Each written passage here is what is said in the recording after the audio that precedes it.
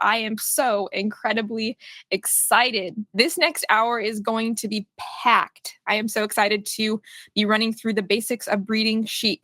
I am going to be running through, like I said, basic questions that I receive all of the time surrounding breeding basics. A lot of things you don't consider, or something you don't consider often, is that a lot of the problems that you have at lambing were problems that existed at breeding. So one of the things that I want to focus in on tonight is making sure that our small flocks are in the best condition possible to go into breeding, be ready to breed twins, and then have a flawless lambing season. And I say all of that because during my first lambing season, basically everything that could go wrong did go wrong. And it was a result of a lot of deficiencies that I left unaddressed at breeding. So tonight I'm really going to be unpacking it for you at all. And I'm going to have a Q&A afterwards. Okay, I'm going to open up with just a little bit of an intro on my farm. So I operate here on 30 acres in Northeast Texas. I do not own it, but I am renting it for my family. It's a dream to someday be a landowner, but today I'm just working with what I have, and so grateful for a family that is allowing me to steward resources, and that is exactly what I'm doing. Super grateful for it. But I focus on purebred Dorper sheep, which are a meat sheep. They are probably the most highly marketable breed of sheep in the United States right now, and for good reason. They have a real high yielding carcass. They are excellent on forage only. So in terms of meat sheep, the Dorper really is one of the tops.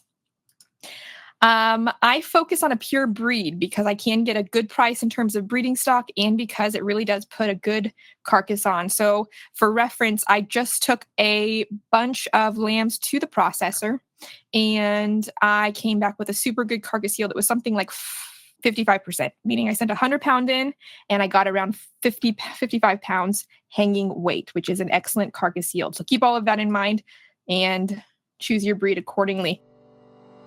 If you're a beginner shepherd on 30 acres or less, then I wrote a book for you. The Basics of Raising Sheep on Pasture. Available at shepherdess.com with free shipping. Raising sheep on pasture requires a basic understanding of pasture management, breeding and lambing, and mitigation methods for common disease. I walk the beginner shepherd through each aspect, sharing through this book vivid pictures, easy to follow instructions, and personalized stories from my own journey with sheep. Available with free shipping at shepherdess.com. You'll find a direct link in the description. So rainfall at my place is 45 inches annually, which is really the perfect environment in which to practice regenerative pasture management.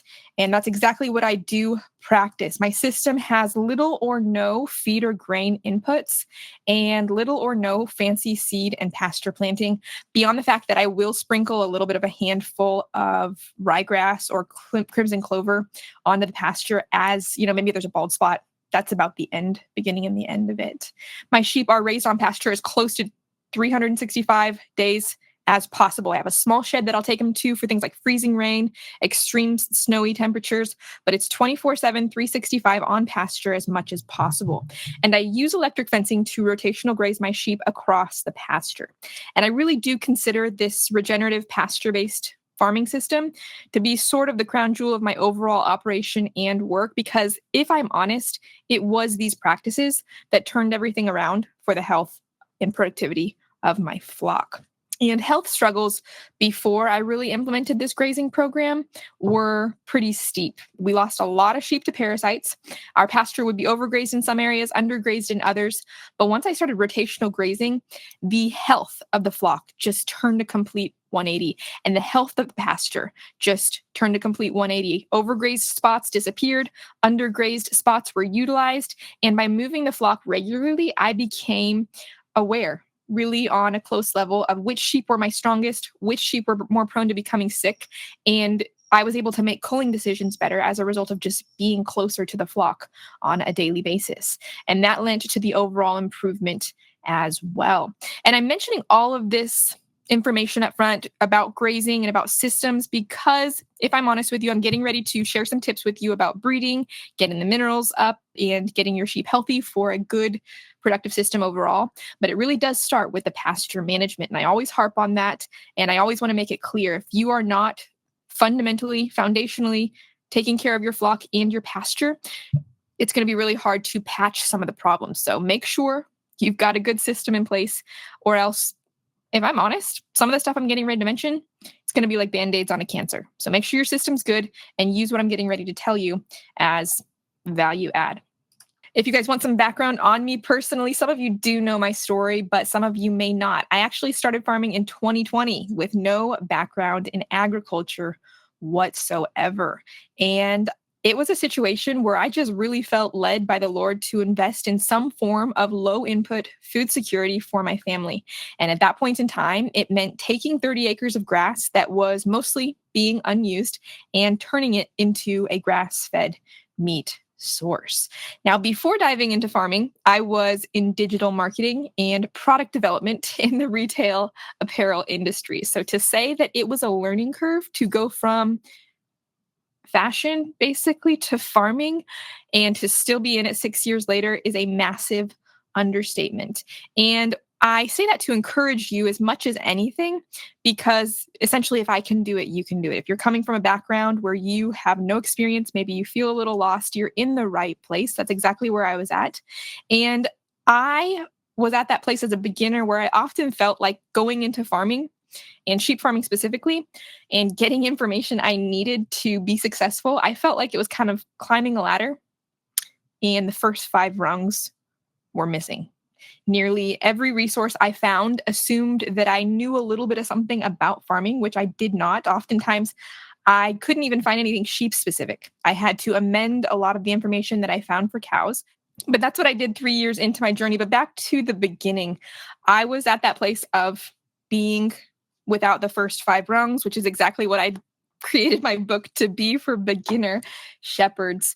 And so, with that being my experience, I built out resources for those coming in behind me.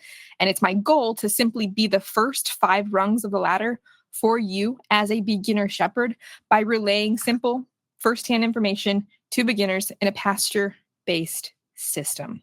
I'm going to go ahead and break this into 3 sections. I'm going to discuss your ram in section number 1, what to look for, little things like that. Number 2, I'm going to talk about your ewes, how to prep them and make sure they are sufficiently mineralized, I guess you should say, and make sure you've got your nutrition up and going.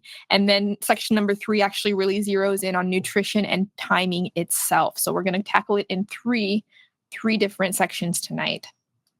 Now, we're going to start out with the ram tonight, and more specifically, what to look for in a meat ram. Now, a good body type for a meat ram consists of a few important traits. You want to look for a low line animal. And what that just means is the line, their body is low to the ground. You want to avoid those animals with too much leg. And the reason being is that leggy animals do not convert as well on pasture only. So you want to kind of think short and stout in terms of a ram with thick hind quarters. And what that means is just a good looking leg of lamb back there. And additionally, a long, deep body. If you see on screen here, one of my best rams is at the bottom, and he's got an excellent, nice, long body. And this is where all of the premium cuts of meat come from in terms of your meat animal. And that is going to be your loin and some of those higher quality cuts. So you really do want to prioritize a long, lean body in your ram.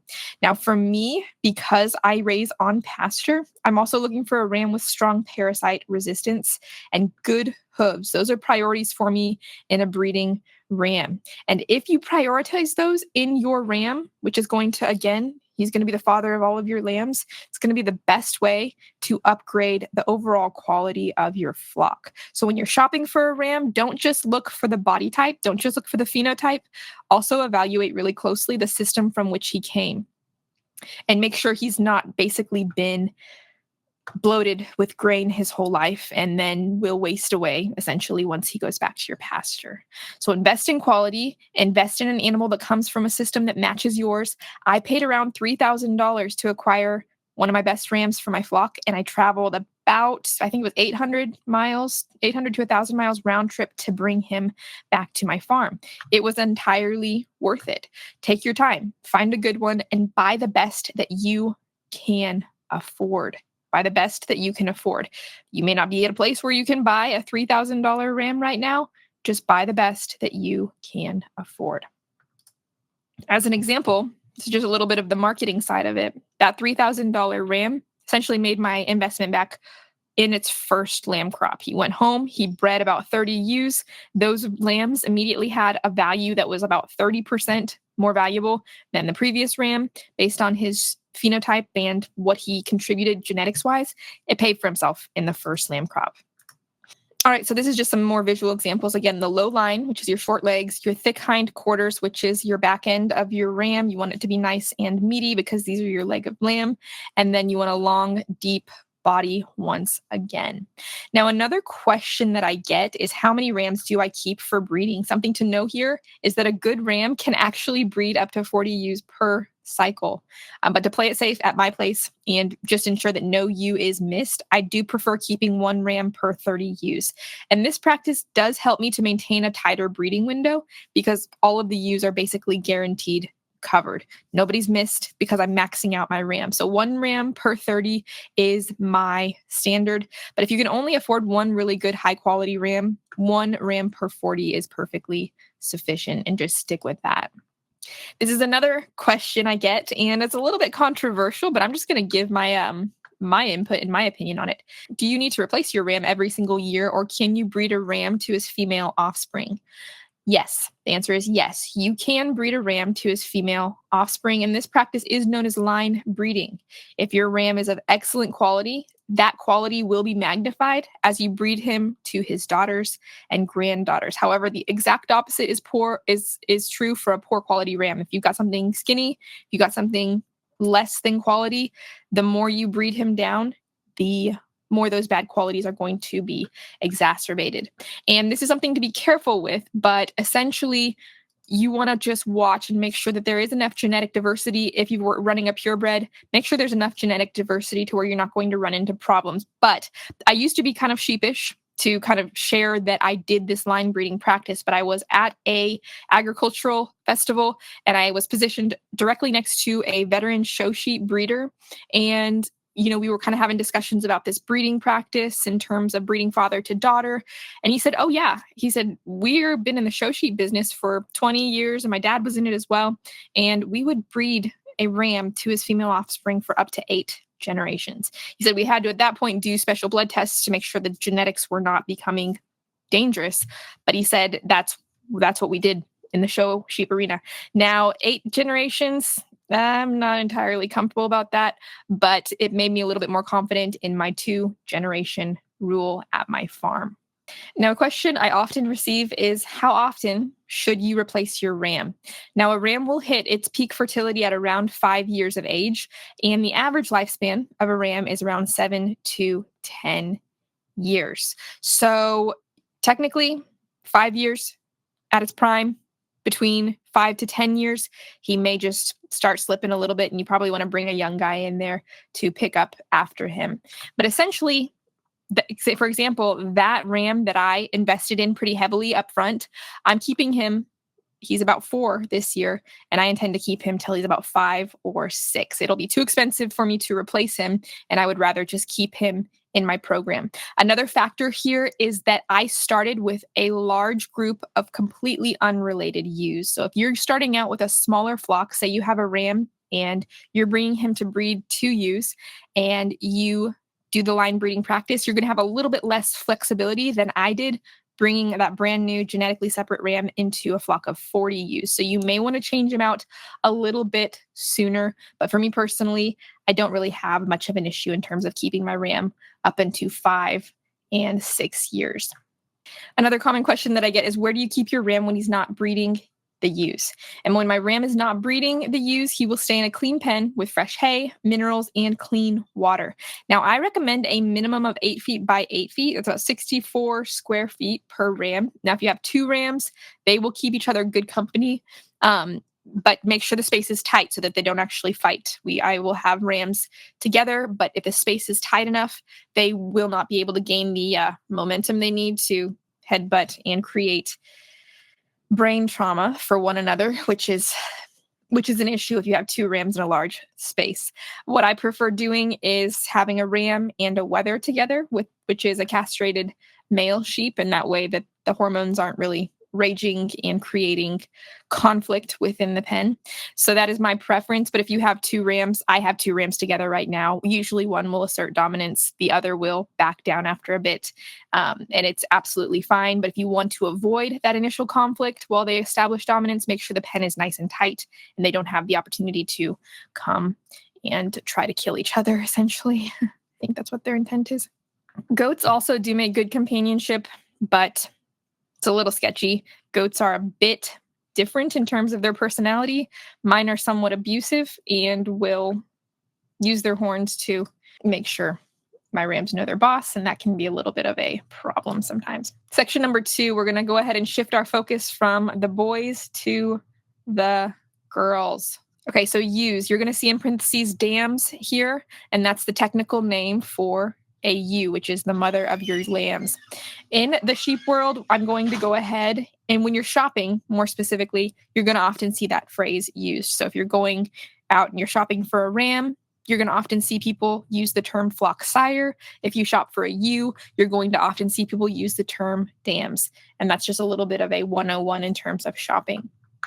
I'm going to go ahead and break down the information I'm going to share for you on your ewes into a couple of different categories here. I'm going to address body condition. I'm going to address age at breeding. I'm going to address mineral mindfulness, things that you need to make sure you're providing to your flock on pasture. I'm going to also address light supplementation options. I'm going to address flushing or not. And then I'm going to talk about my pre-breeding cull criteria. And keep in mind here, this advice is based on my pasture-based system, which is really simple and really low input, and it focuses primarily on one lambing per year. A lot of high-intensity systems have a more complex approach, but my method is really simple and really straightforward. If you want some more education on how you can potentially run 5 lambings per year, Google accelerated lambing, and you will find a lot of information, but tonight is not an accelerated lambing course. This is a simple, low-input, pasture-based lambing course. So the first thing we're going to talk about is body condition tonight. This is probably one of the most important factors to consider as you go into breeding, and this is one of the most important factors that will contribute to a successful breeding and lambing. Bottom line is that ewes in good body condition have higher chances of twinning, reduced lamb loss at delivery, better milk production post-birth, and on the flip side, you're going to have struggles. If you send a ewe in poor body condition into breeding, you're going to have a ewe that has lower milk production and increased susceptibility to parasites and disease after lambing. Now, if your ewe is thin, you need to consider a couple of options to get her back up into shape. Number 1, consider deworming her. Check her FOMACHA score. Make sure it's not parasites that are dragging her body condition down. If you do identify that it is parasites, you need to probably deworm her to get her back into good condition prior to breeding. Also, consider providing a short-term supplement before breeding. And this proactive approach is going to prevent, again, significant issues at lambing time. Remember the saying, an ounce of prevention is worth a pound of cure. Now, as a side note here, you see some examples of body scoring. This is an example on the far left-hand side of the screen. That is a ewe that is in very poor body condition. You can see her bones essentially sticking out of her rear end. The picture in the middle is that exact same ewe in much better condition. She's an overall small-framed ewe, so she's not going to be as thick or chunky as the one on the far right, which is one of my best ewes. But when you are body scoring your sheep, you want to look at the back end of that sheep, not the belly, okay?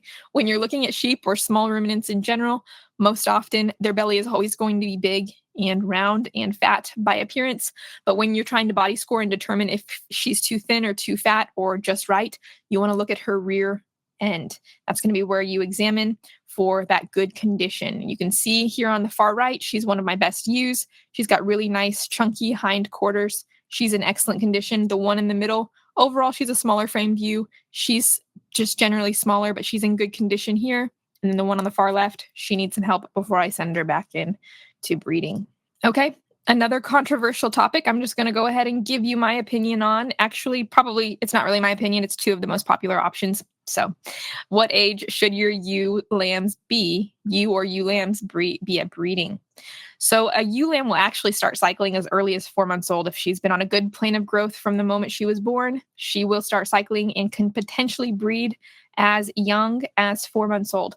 But the best practice is to wait until that sheep is either 12 months old, which means she's exited her lamb phase, or until that sheep is half of her adult weight before breeding. Half of her adult weight is usually achievable by about 6 months. And those are your two options. At my farm, what I do is I run both my ewes and my lambs together in one group. And so what I do is I breed my 6-month-olds. I'll breed my half-grown ewes. And at that point in time, again, they're half of their adult weight. And this is typically not a problem for me in my system. However, I do make a point of monitoring these young first-time ewes really closely during their first lambing, as they tend to be the ones that do give me the most trouble. They'll need the most assistance. They'll maybe need the most help in terms of bonding with their new lamb, because when they do have that first lamb, they're technically still lambs themselves. So just watch them a little bit closer if you choose to do like I do and breed them a little bit younger. But if you want to avoid or mitigate chances of trouble, you can definitely separate your ewe lambs out of your breeding group.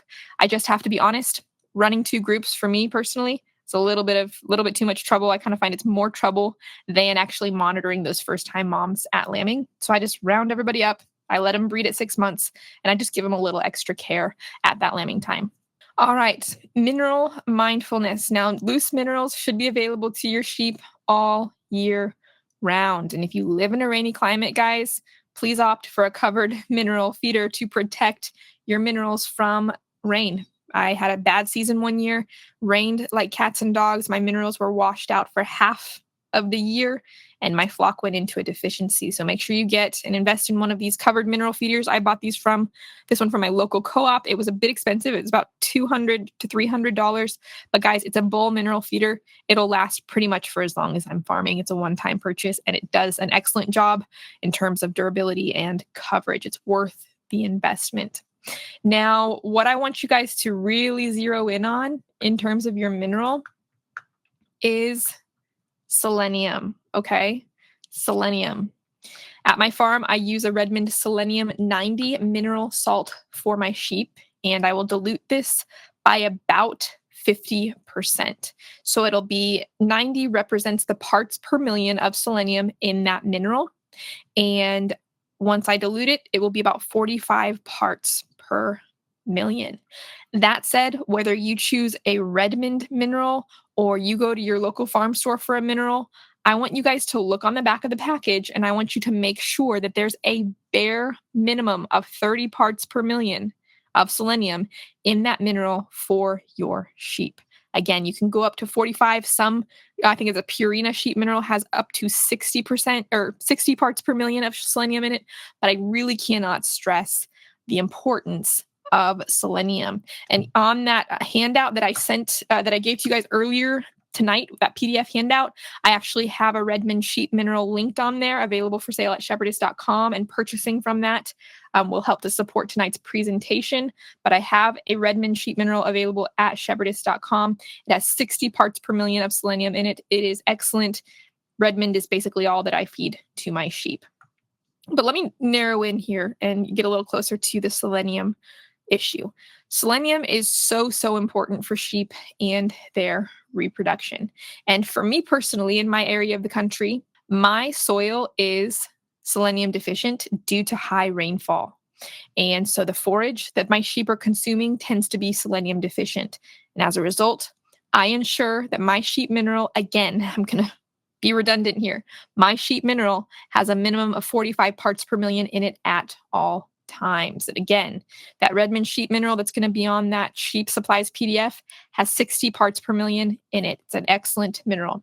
But selenium deficiency, it'll lead to serious issues such as infertility, meaning that your ewes are going to be cycling but not breeding. So you'll just notice they'll keep coming back into heat and not catching that first time. So infertility is a selenium deficiency.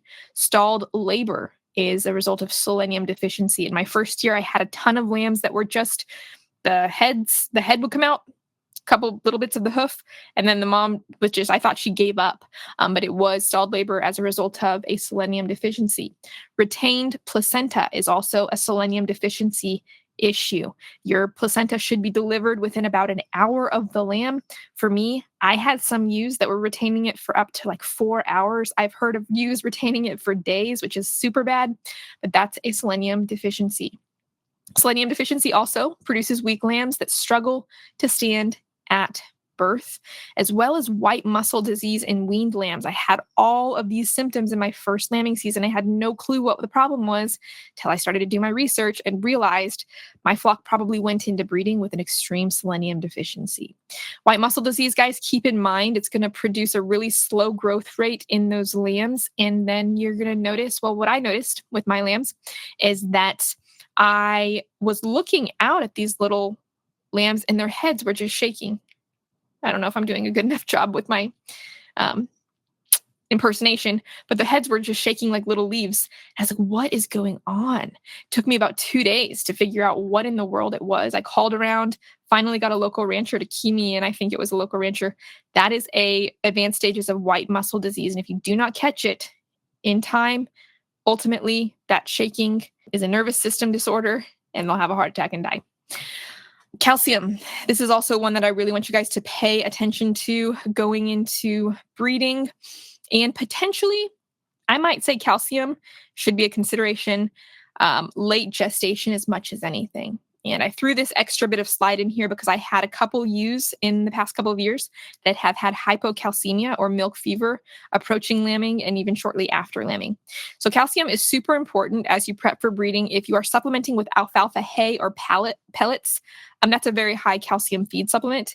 And if you're using it regularly, your ewes will likely be getting plenty of calcium. But what I like to do is I like to add a calcium supplement to my mineral as we approach that final trimester. And again, this is not necessarily at breeding, it's in that final trimester, but I think it's important to mention to you guys.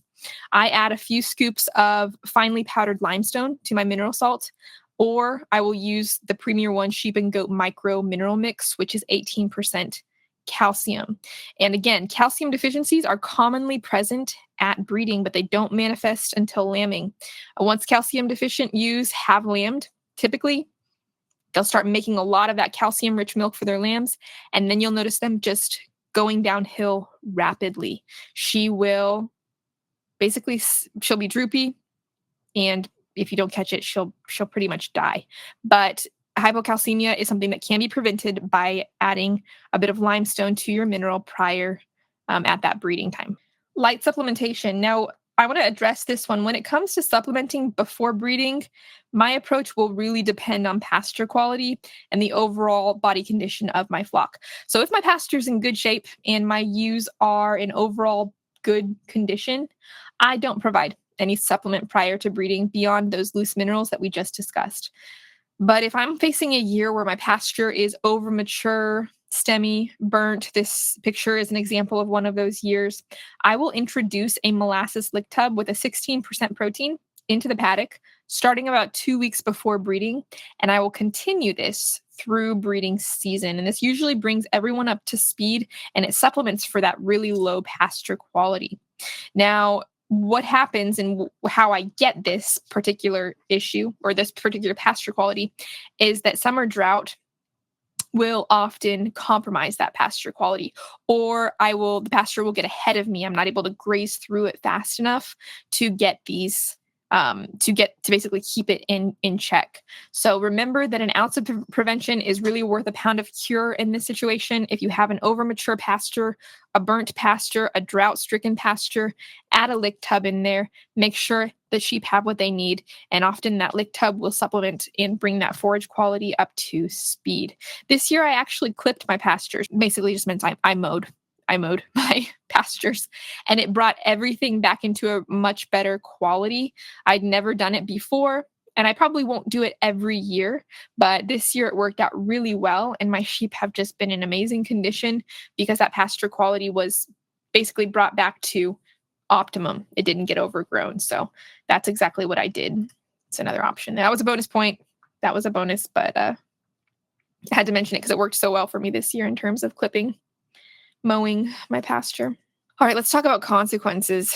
Consequences of breeding a ewe in poor body condition. I've got to talk consequences because I have done it before.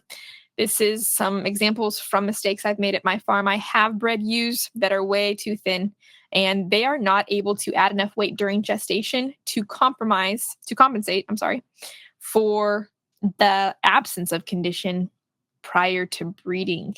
And they're not able to add enough weight and grow that lamb and fill their bag full of milk for it. And what happens is they will end up with hypocalcemia in late gestation. If they're carrying twins, you'll often encounter twin lamb disease, which is super difficult to overcome. But more commonly, these thin ewes will just give birth and not produce enough quality milk for their lambs. So their lambs will hit a failure to thrive because they just don't have the quality feed.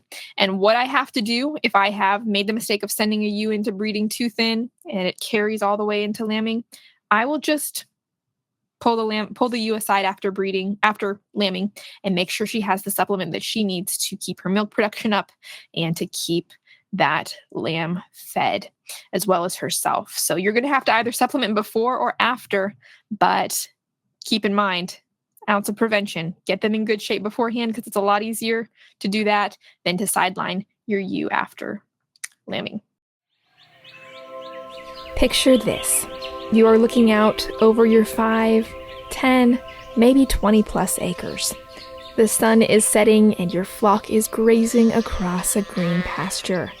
Something inside you affirms, this is real wealth, at least when it comes to material things. You know how to take care of your sheep, your grazing system is improving your land, and you have a way to direct market each lamb that is born. This is how I feel when I look at my flock, and I want the same for you. So I put together a free 1-hour class that answers some of your most frequently asked questions concerning how I raise, rotational graze, and market my sheep for $480 per head. Go to shepherdess.com/480 or simply click the first link in the show notes of this podcast to sign up and receive the free on-demand class. What's more is that I will follow up over the course of 3 days, providing you with even more free resources, including a free ebook, a free grazing sheep kickstart guide, and a free marketing sheep kickstart guide. This information is worth paying for, but I'm giving it to you for free. Just go to shepherdess.com/480, shepherdess.com/480, or simply click the first link in the show notes of this podcast for how I raise, graze, and market my sheep for $480 each.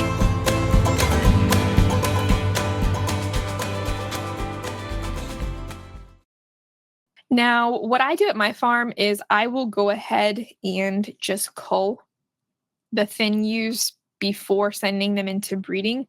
And that's something I do because my flock is big enough now.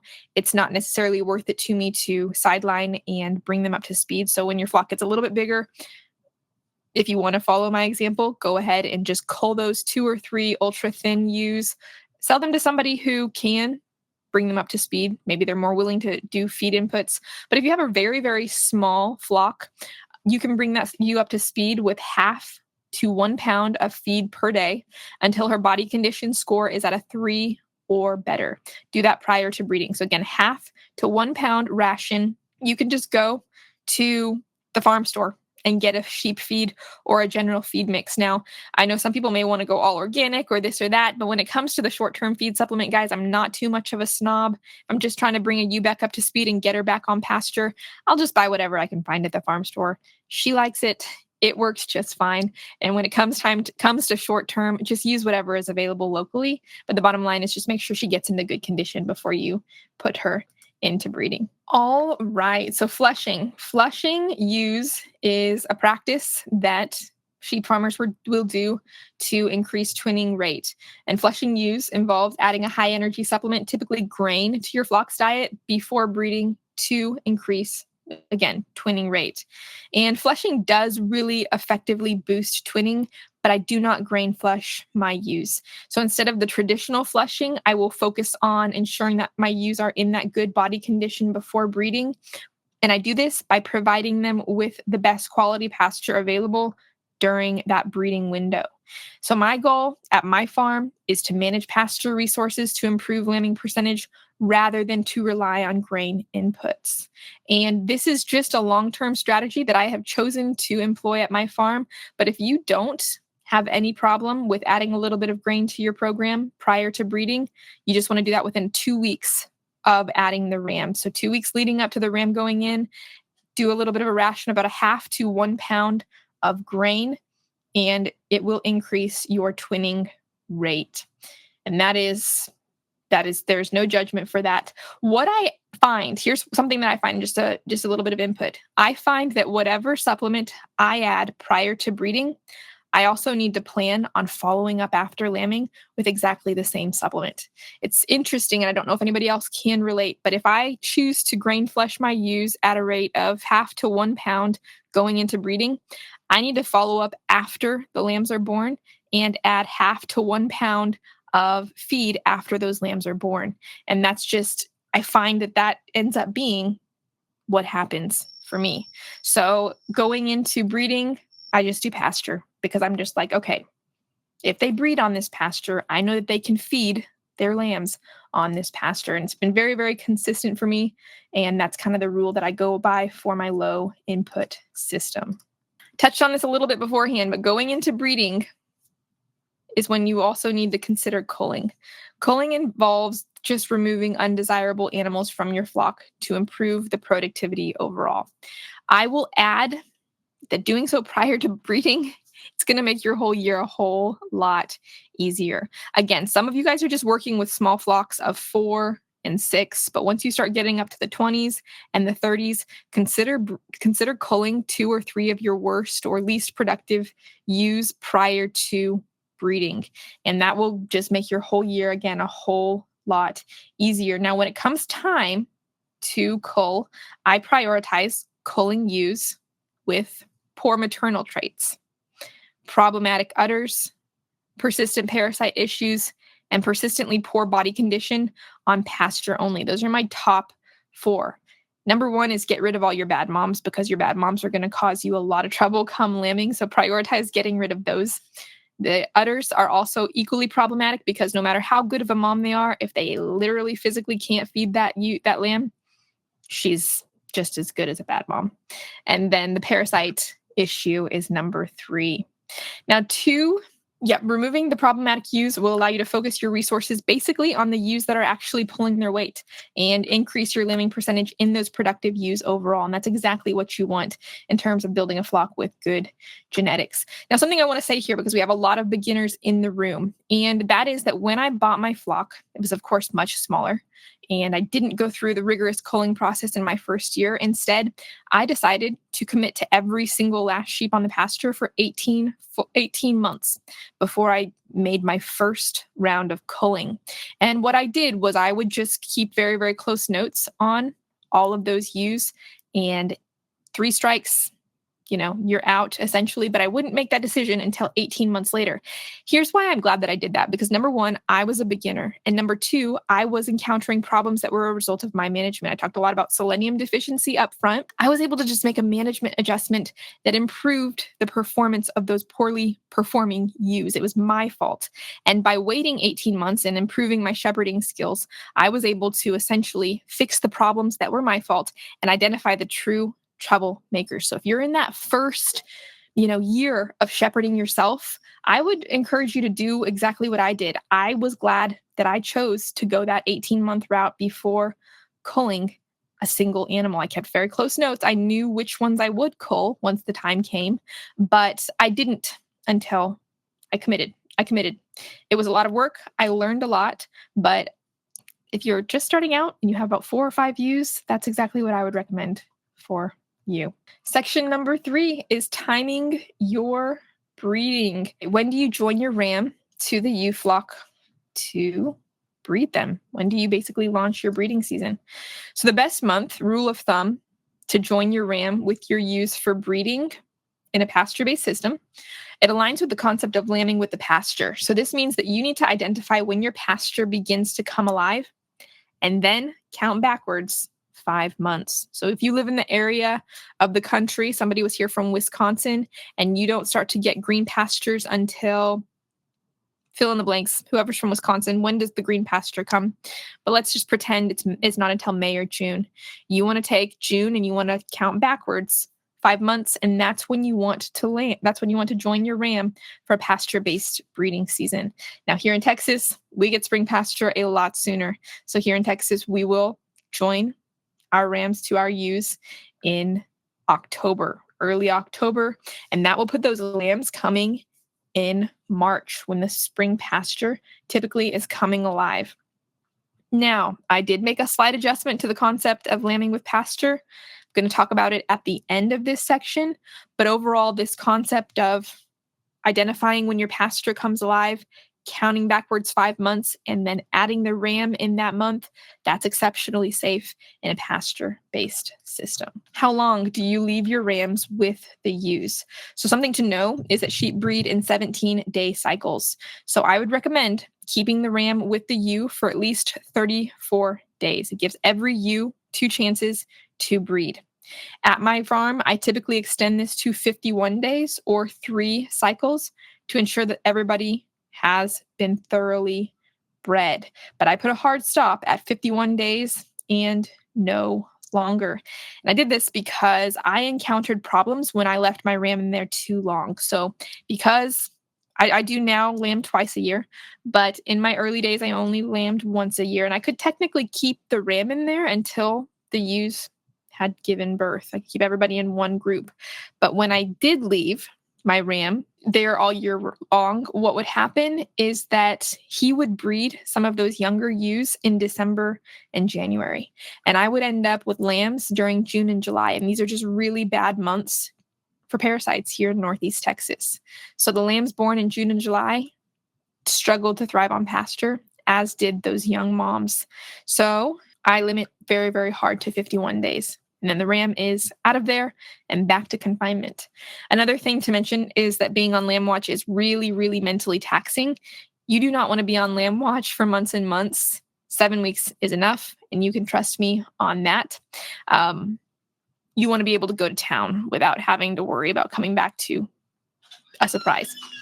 So this brings me to another question that I get a lot, and that is, why do you not leave your ram with your ewes year round? I hinted at it, but I did try it for a couple of seasons, and it just presented too many problems. They would breed ewe lambs that were much too young. I would end up with lambs born much too late. And once again, it's just being on constant lamb watch is a mental strain. And what was kind of the worst in terms of management for me was that leaving my ram in all year round and having lambs born at various periods was a maintenance struggle, because I was constantly doubling back to treat lambs that were either too young for treatments the first time, whether I was giving them their first dewormer or whatever treatment I was giving. It was just really hard to keep doubling back to those differently aged lambs. So keep your lambing season really, really tight, and you're going to thank yourself in July when you're done working lambs for the year and you're not out there sweating it out for those last few to get the last few treated. So keeping a tight breeding window overall, that 51-day hard stop has improved the health of my operation and has reduced my time inputs by leaps and bounds. So keep that in mind in terms of a breeding window for yourself. Whether you're hardcore and you say 34 days is the end, or you're like me and you give them 3 chances to breed at 51 days, I do encourage you to keep and put a really hard stop. If you have ewes that do not breed in that 51-day window, you probably need to check her for some serious problems, because if she doesn't breed with 3 chances, she either has some serious mineral deficiencies, or you just need to cull her for her physical deficiencies. So keep that in mind. All right, so I'm going to go ahead and talk about the unique adjustment that I made to my specific lambing season in my specific context. So about 2 years ago, I decided to deviate from the norm, and instead of lambing with the pasture, I lambed about 2 weeks ahead of the pasture. I joined my ram to my ewes in September. And this resulted in February lambs instead of March lambs. And in order to address the fact that pasture was still 2 weeks away from coming into bloom, I did have to supplement with alfalfa pellets and a protein lick tub in addition to quality hay in those first 2 weeks. But this adjustment worked so well for me that it's one that I have carried forward for the past 2 years, and I intend to carry forward with a February primarily lambing for my flock. And what are the advantages of this? Well, number one, lambing 2 weeks ahead of pasture brought several advantages. One being that my lambs gained a lot of weight and put on a lot of their immune systems were fully developed before June and July, which is when the parasite bloom hits hard here in Texas. So they had a really good natural resistance to parasites. And I was giving a lot less dewormer to those young lambs in that summertime period because they were chunky. They were up at 40 and 60 pounds, and they were fighting off disease naturally rather than being these little tiny lambs that were still nursing and still trying to gain their immune system in that really rough June and July period. They were essentially toddlers of the pasture, and they had a lot of natural immunity. Another advantage was just a management advantage that came to me, and that was that lambs were born before my spring grazing program kicked off. So they were safely delivered in my safe and easy to access winter paddock with easy access to the shelter. And this reduced a lot of stress for me during lambing season because instead of trucking to the back of the property to check and see if there were new lambs in the paddock, I could just glance out my kitchen window to the winter paddock, do a quick check, make sure everything was okay. They were safely tucked away when I needed them to be and when they were very tiny, and really, really allowed me to sleep better at night. Also, here's the big one, and that was that peak lactation is 30 days post lambing. And this aligned with the best pasture quality. So a little bit of pasture math here. I just said I lambed 2 weeks ahead of the pasture. 30 days post lambing is when that pasture is really succulent with those new shoots, high in sugars. And this is excellent feed for a ewe that is in peak lactation. And this allowed the lambs to grow quickly because their moms were producing a lot of really, really good quality milk. I did not have to supplement those ewes to support their lambs. They were making a lot of milk on pasture only. And then what is more is that by June, these ewes were on the downside of their milk production, meaning their milk production was naturally tapering off at a time when it's most difficult to naturally fight disease on pasture. And this improved the ewe's natural immunity to parasites and disease during the summer. And making this slight adjustment to lambing just 2 weeks ahead of the pasture, way less handling, way less drenching, way less dewormer with just this one simple adjustment. And a huge bonus is that I finished all of my sheep work. I finished working all of my lambs by May, right as the scorching Texas heat kind of comes on. And I'm able to tuck everybody away, get them all weaned, get them all set in their summer grazing program. And I no longer have to work lambs in the brutal Texas heat. This is one of those things that ties to probably a bigger lesson that I want to really, really drive home. That last part may have seemed like a rabbit trail. I think it's actually going to help a lot of you because I get emails about this all the time. Like, I did what you did, and this was an amazing change for my system. But I ultimately shared that story to underscore a really crucial point that you need to learn as a farmer and come to grips with yourself. And that is the point that you just need to learn how to farm for yourself. You need to be in tune with your animals and your land to where you can make those small adjustments for yourself confidently, like I just mentioned. And while I really think it's essential to seek wise counsel, to apply best practices, it's equally as important to identify the unique challenges, the unique pain points within your own operation, and brainstorm on the adjustments necessary to mitigate those pain points. Develop a system that works well for you, your animals, and your climate. I've gained a ton of insight from experts like Joel Salatin, Alan Nation, Jim Garish, that big stack full of books I was holding at the beginning. Those were my bedrock. Those were my baseline. Those things got me off the ground as a beginner, as will the basics of raising sheep on pasture for you. available at shepherdess.com. But ultimately, as a farmer, learning how to farm in my own specific context, I had to go out on a limb sometimes with some of my decisions and adapt the advice that I was getting from everybody to fit my specific circumstances and create a unique system that truly worked for me. So I want to give you that advice and maybe that freedom in understanding that success in farming will require that you exercise the exact same critical thinking skills within your own operation. You're not breaking rules, guys. You've got to make some for your own well-being. You've got to make some of your own rules. All right, I'm going to go ahead and go to the question and answers. So I'm going to start with JT's. He says, can you inline breed full bloods, meaning breeding father to daughter? JT, yes, you can. And I do. Be watchful of if you have sheep with pedigrees. Sometimes they're going to come with breeding papers. If you look up the pedigree and you see same parents on both sides, you're probably getting into genetics that are really, really close. The full bloods are a little bit harder to do. I do commercial sheep, so there's a lot more genetic diversity in the commercial arena. You do need to be more careful with the full bloods, but a lot of people do it just fine. Chris says, why do you dock the tails? Chris, this is a good question. I would dock the tails in my early days as a way just to keep their back ends a little bit cleaner. Sometimes they would get, it's called like the spring runs, and they would get just manure that is that is diarrhea when the spring pasture blooms. And oftentimes flies will burrow in the tails, lay their eggs. And if you dock them a little bit shorter, there's a less chance of that. All that to say is that I'm a little bit less religious about docking now than I was. And there's a lot of undocked tails on my pasture right now because the flies that lay maggots in the back end of sheep are not a significant problem for me. So yeah, Cindy kind of echoes that. She says, not everyone docks. I stopped doing it. It's one of those things you kind of have to go with what's going to work for you. I docked religiously in my first couple years because that's what everyone did. And then I realized maybe I don't need to so much. And I just made the choice to kind of lay off it a little bit. I do have to say, I do like, it does look a little bit cleaner. So maybe it's just an appearance thing, but it's your choice and you got to make sure that you've evaluated it. Levi asks, he says, when you say you breed twice a year, is that spring and fall crop? Or are you breeding the entire flock every 8 months?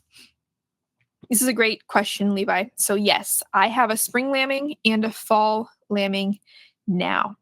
No, the entire flock does not breed every 8 months.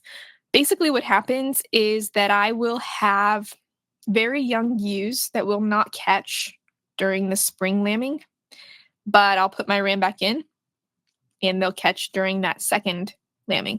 So basically, my spring lambing is kind of my biggest lambing, and then my fall lambing is kind of a cleanup crew. They'll get everything that was left over or too small to breed for spring, and it's just kind of a nice bonus there. Occasionally, I'll get a ewe that breeds back right away. She's super healthy, super good shape, but it's more the exception than the rule on my pasture-based system.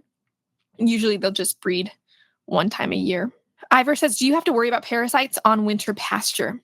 Ivor, yes, but not as bad as spring. Yes, but not as bad as spring. So typically the parasites will go dormant over winter, especially when you get those deep winter freezes, essentially. And those will put the parasites in a dormancy phase. You just want to make sure to watch it once those temperatures go up, because dormancy doesn't mean non-existent. You kind of have to manage it, understanding they're just hibernating, waiting for the most opportune moment to attack your sheep. So Deborah says, can sheep eat fruits and vegetables? By nature, sheep will graze so a lot of people will sow turnips, and sheep will graze the tops off of those turnips that have grown underground. So yeah, I've seen them eat turnips. I don't know that I've seen my sheep eat fruits, but guys, tag Deborah if you've seen your sheep eat fruits. But vegetables by nature, yes, they're leafy. If they're leafy green, they will definitely. AJ says, when you breed the whole herd twice a year, are you doing anything to prevent the mothers of the 6-month-old ewes from breeding again? Mothers of the 6-month-old ewes from breeding. No, AJ, I kind of let nature take its course. Typically, if the ewes are still nursing, they will not often breed back. Now, I'm not going to say that's a rule. But if my ewes are still in peak lactation, they will not often be ready to breed back. So it all works out just fine for me in terms of a spring lambing and a fall lambing. I just have 2 separate joinings. I have not had any problems. Garrett says, question, if I plan to flush with grain prior to breeding, how long do I do this before I breed? And do I continue during the breeding cycles where I have the ram with them? Garrett, yes, you want to carry it from 2 weeks prior to breeding all the way up into breeding itself, all throughout breeding. Now, this is not something I'm highly skilled at, the grain flushing. So if you guys are in the comments, if you could tag Garrett as to how long after you add the ram to maintain that flushing, do you maintain it during the entire breeding window? That is one thing I would be curious to know if there's a specific strategy on that. But I know it at least starts 2 weeks prior to adding the ram. Jody says, what do you do with your cull sheep? Depends on the nature of the culls. So sometimes they're great sheep, but they're just not great for my system. So I'll sell them to people and say, hey, I'm selling this because it needs about 1/2 to 1 pound of grain supplement every day to be a great sheep. A lot of people are just fine with that. And it gives them the opportunity to start with a great sheep that, and they're okay with grain feeding. Sometimes they actually have problems that I wouldn't want to pass on to someone else. And I will just butcher them out and enjoy them in the crock pot. Timothy James says, does your pasture have trees for shade? And if not, do you need to have a loafing shed? Timothy, my pasture has a lot of trees for shade, but but what I also did was I have a portable shade structure that I created. And if you go to YouTube and search portable shade sheep, you're going to see my video on that portable pop-up shade structure. Ivor says, can sheep graze in an orchard? Yes, Ivor, they most certainly can. A lot of orchards will hire sheep flocks to keep the things like the sucker roots down.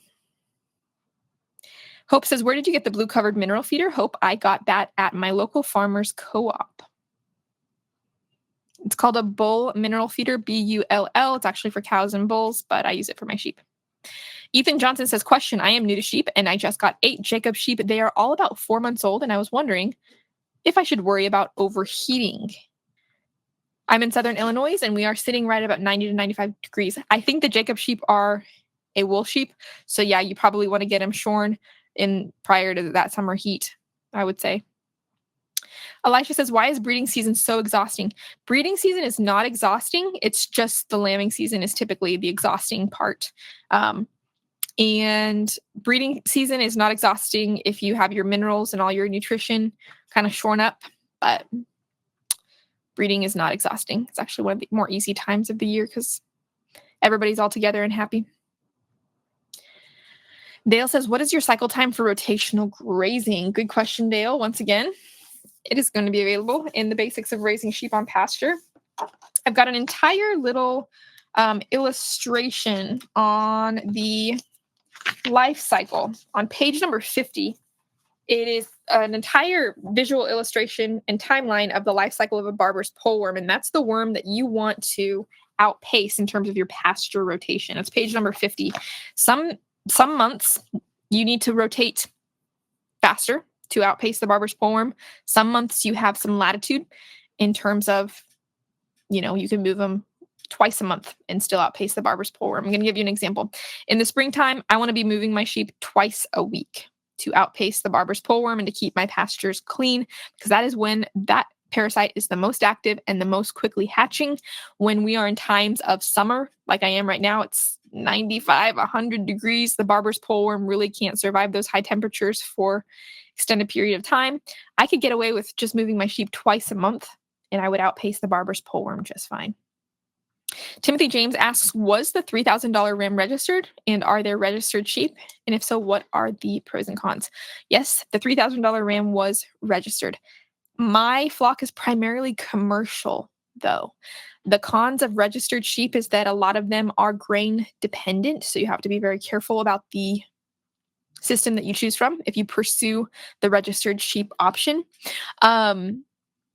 So that's the con. The pros are they're just generally more valuable. Papers, people pay for papers. Papers don't always pay, but people seem to always pay for papers. That's the pro. So all of that said, though, I found it more profitable for myself to just raise a high quality commercial flock. Full stop. Christy says, do you separate any lambs before introducing the ram for fall breeding? Christy, not in my system, because by fall, a majority of my ewe lambs are ready to go. They're up at that at least 50% of adult weight. They're chunky. They're ready to breed for the first time. So I will not separate anything. Ethan says, "What would you put down a bedding medium in your winter paddocks? I'm in an area where winter is very wet and altogether unpleasant." So Ethan, let me think. It's hard to say because my winter paddocks are generally large, and I will put them, and it's generally a well-drained pasture. So just by virtue of my circumstances, I have not consistently had to put down a bedding medium. All of that to say is that in my shed, my lambing shed, I will use junk hay as a medium. So yes, in those places where there's a lot of traction and a lot of manure and a lot of urine, I will put down a junk hay, and that's my bedding medium. But in terms of all over the winter paddock, not necessarily, no. But it would be a consideration if it's unpleasant, because it's really not fun to go out and find a lamb born in a frozen puddle. And so if you've got a lot of that around your place, just try to get some backfill in there for sake of your animals. Leroy says, "I have 7 pregnant full-blood ewes due this fall, and they have great pasture. Is it a good idea to feed them grain, or is there not a need?" Leroy, if they've got good pasture and they're in good condition, do not feed them grain prior to lambing. I made a mistake one time, fed my ewes up, fed them. They did not need to be fed, and they produced lambs that were too hard for them to push out on their own. So I had a lot of overweight lambs and a lot of ewes that needed assistance as a result of overfeeding. So keep that in mind. If they're fine, they don't need grain. Pamelia says, "I was on the understanding that you moved your flock every day." Nope. No, I will prioritize every other day during those really, really bad seasons of parasite struggle. And then I'll give myself a break when the season is not as conducive to parasites, and I'll move about once a week. Right now, as a matter of confession for the audience to maintain full transparency, my electric fence is completely broken. So my sheep are out there with no paddock right now. So my conscience feels better, but my sheep have no paddock right now, and it's because my fence is broken. But typically, I'm moving them once a week in these seasons. You guys can judge me in the comment section, but at least I was honest. All right, Cindy says, "Do you market your sheep individually, or do you take them to auction?" Cindy, I market them through my email newsletter list. Andrew says, "What is the best strategy for predators, coyotes, bobcats?" It's really going to depend on what area of the country you're in and what your context is. I cannot speak for everyone on predators. Some people have to have a whole team of dogs in their flock to keep the predators at bay.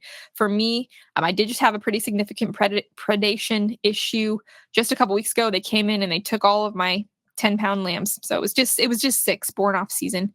But I typically just rely on a strong fence and careful logistics and a large pet dog. I don't have anything that formally stays with a flock. So that's all that I need where I'm at. But not to say there aren't those moments when something bad happens. A lot of people will invest heavily in those livestock guardian dogs. All right. Elisha says, "Why is lambing season a lot of work? Is it the constant watch for lambs?" Yes, it is, Elisha. And oftentimes in lambing season, I have a lot of first-time moms, like I just mentioned to you. Every year I'll have, upwards of 10 first-time ewe lambs lambing. And they just need me to watch them. They need me to help them if they, are struggling to be a mom for the first time. And I'm happy to do that for them in that first time. So that's why it's mostly those first-time moms. Levi says, "Can you flush with alfalfa instead of corn?" I have heard of some people using alfalfa, but I think there's a little bit of an issue in terms of alfalfa's high protein, low energy, and corn is high energy, low protein. So I think there's something to having a high energy supplement versus a low energy supplement. And that's all I'm going to say on that. But I think when flushing, you want to go a little bit higher energy, like a grain. Silent judgment noises from the audience on my broken electric fence. I know, now that I confessed it though, it's going to be at the top of my list to get it back and going. So, but I had to stand up here and confess as I was preaching that move once a week. I had to confess that my fence has been broken and I can't, the reason it's broken. Maybe there's some people out there that could resonate or relate. I'm going to close this out here. We are 30 minutes past, but I'm going to try and get everybody answer before we do. I've done a total circumference on my fence. Usually it's wadded up in barbed wire somewhere, and that's where the short is. But it's completely out of power. I thought it was a fuse, so I checked the fuse. Totally fine. I checked for faults. My fault finder can't find anything. I think I'm just going to have to go back to the main point of install and work backwards in terms of if there's a broken wire somewhere. But if anybody has ever had an unexplainably broken electric fence, no charge, and you found something totally random, drop in the comments what you found that was so random, and I'm going to go look for it on my fence. But you'd help me get back on my feet a little bit faster. Okay, Lisa says, do you use a dog to move your sheep? Lisa, no, I don't.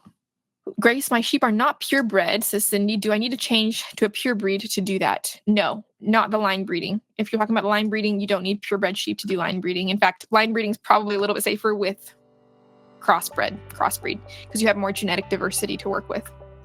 Okay, final question of the night, and then I'm going to say goodbye to you guys. Question from Alec, what is the best age to start breeding your sheep? Again, this is a matter of debate. Minimum 50% of adult weight, and a lot of people will wait to breed until 12 to 14 months.